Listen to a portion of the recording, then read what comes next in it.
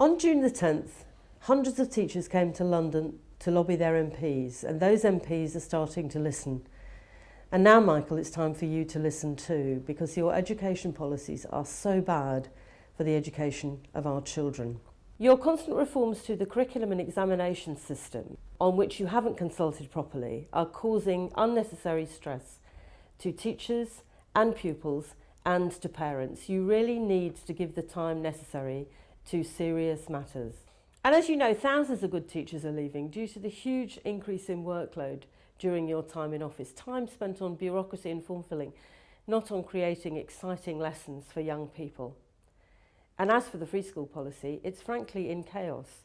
Scandal after scandal, schools not being properly overseen and certainly not encouraged to collaborate.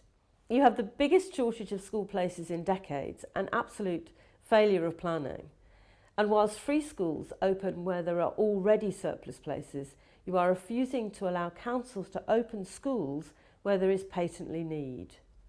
Astonishingly, you're giving £45 million to Lord Harris to open a selective sixth form free school in London, whilst at the same time cutting £100 million from sixth form provision for young people elsewhere.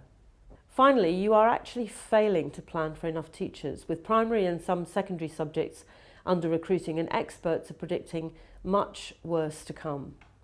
Parents agree with us that it is singularly inappropriate to have unqualified people working as teachers. And Michael, you continue to pick fights with the teachers that you have got. You really need to begin to talk with teachers and their unions and to change the direction of policy, because, as you know, otherwise, as the economy starts to pick up, we will see a further damaging shortage of teachers. We stand ready to talk at any time. But until we see this change, we will continue our campaign to stand up for education, and we invite parents and governors and young people to join us to press as hard as we can for this much needed change.